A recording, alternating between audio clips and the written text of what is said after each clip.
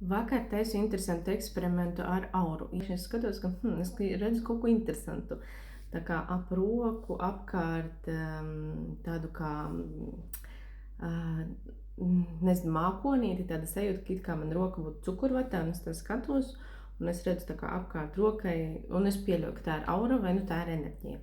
Un tad es izdomāju, hei, šito vajadzētu pamēģināt, paskatīties, ielikt video un pajautāt citiem, vai citi arī redz to, ko redzu es.